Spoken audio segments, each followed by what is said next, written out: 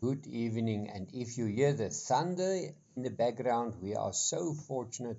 We've got some wonderful rain. So I hope that the electricity can hold and that we don't see a dip. So that's why I'm rushing in to see if I can finish the program. Well, it's a talking technical again. And some good news for some Afrikaans viewers. We are doing what we call a financiële nuus early in the mornings that we send out at around 7 o'clock. And if you want to read for free, drop us an email at frans@fransklerk.com and then we will send it out to you. And of course, that gives you the commodity levels, index levels. It's the basics of the basics early in the morning. You can still lie in your bed and then you can listen to it. Well, let's kick off with the show. And first one is Renergen. And Delcy was looking for Renergen. Well, Delcy, brilliant share, brilliant company. And what happened, in actual fact, 2 years ago, we did not even know about the company, but now everybody just know about it. And look at it, all higher lows, that's positive for me. And this lamp formation makes me a little bit nervous because it put back a little bit and immediately it pushes on again. But let's see, momentum to the top, fairly beautiful in place. There you are, just want to show you there. Oh, there you are, Delcy, nice move to the upside. Every time it tests it, just go higher. The only thing that worries me is this gradient here. That's a little bit of a big slope. I mean, a slope of about 60%, 70%. It's a steep rally. I like 30 to 40. Of course, we know commodity shares, if they fly with a vengeance. So let's have a look there. And what I also see is, I see this resistance. And immediately you will tell me, Frans, what do you see? I will say I'm seeing a rising wedge. But for me personally, the chart still looks wonderful. Unfortunately, I think you may be a little bit late to buy. But if you want to chase momentum, because this market is only momentum and liquidity. I mean, the world is flooded with money. Nobody is struggling that's on the stock exchange. It's only the other guys that's not on the stock exchange. They are struggling. Well, let's see. We're on a new high, 40 Rand. Sorry, the previous high was 39.80. That was on a weekly chart. This is a weekly line chart. And I mean, while we're above 39.80 DLC, we can just go higher. And the stock actually looks nice. But unfortunately, if you want to chase the momentum, chase it above 39.80. Make use of a stop loss of 37.60. And your target will easily be 41, 41, 40, maybe even 42. For me personally, I think you're a little bit late to chase it. But of course, I'm wrong and the market is right and the share is going higher. Our next request is from Sarah. Sarah is looking at Richemont. Sarah, first thing, what I like about it, again, nice higher lows. You can see all the way. Look at that. Every time that it touches this support line, it bounces off there. We actually showed on the program this lamp formation a while back. It made us nervous. And what did happen? The share pulled back beautifully to the support line. And that is positive. And on the other hand, while it is above this support line, I'm quite positive about the share. I just want to draw it in for you. There you are. Can you see that it bounced back to this support line? And now it's finding support above this support line. That tells you it's still in a beautiful uptrend. It's a bullish signal. And while it's above that line, there you are, 187.95. Let's call it 188.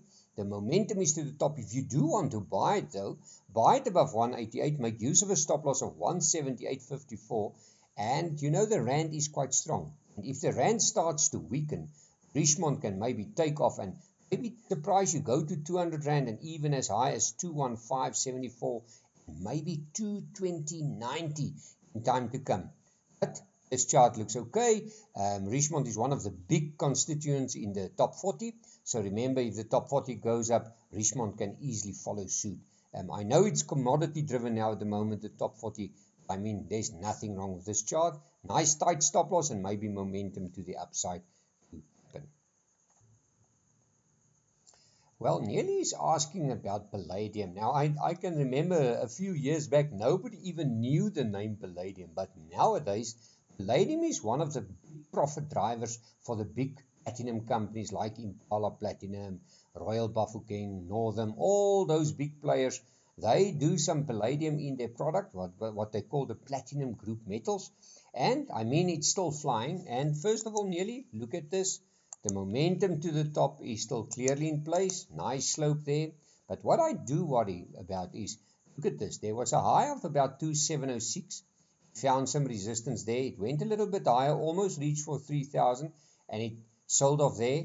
And again, it went higher to 299, led almost 3000 again, and it sold off there. So for me, if I draw this line in, what do we see? We see what we call a ascending channel. Now, unfortunately, nearly, an ascending channel over time is a negative formation. While it is in this band, yes, it's positive and it goes higher. Everybody's happy. But now look like we're almost in the middle of this band. So for me, I will not look, if you want to buy palladium, I will say rather wait for this bottom support, and that will be at around 1,830. I will get in there if you want to buy it in palladium in dollar terms. But if you buy it at 1,830, make use of a stop loss of 1,764, and hopefully it can go all the way back to that 3,000 level back. But for me, I'm a little bit worried. I mean, these commodities, look what they do. They give these beautiful spikes up, and all of that, I think, let's call it 80% of the drive in commodities is coming out of one little commodity. No, not a little one, a big one is Brent oil. Brent oil is spurring on all these commodities. It is also spurring on some inflation. The world at the moment loves commodities.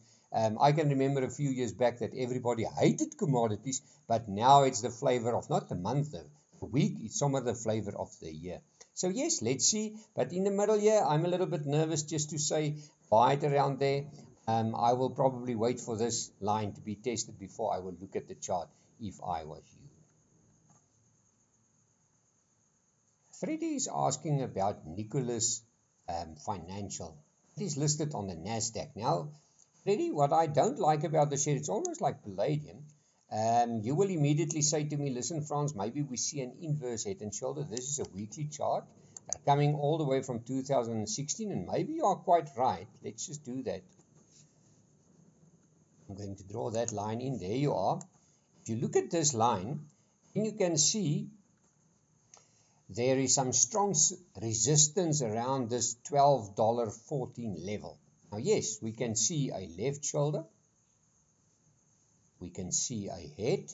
Maybe we're working on the right shoulder. But for me, always, I say, if you want to chase an inverse head and shoulder, wait for this resistance line to turn into a support. And that will be 12.16. So if you do buy above 12.16, use this bottom. And we're still busy with this bottom for your stop loss. And I mean, where can it go to? It can beautifully go up to $16.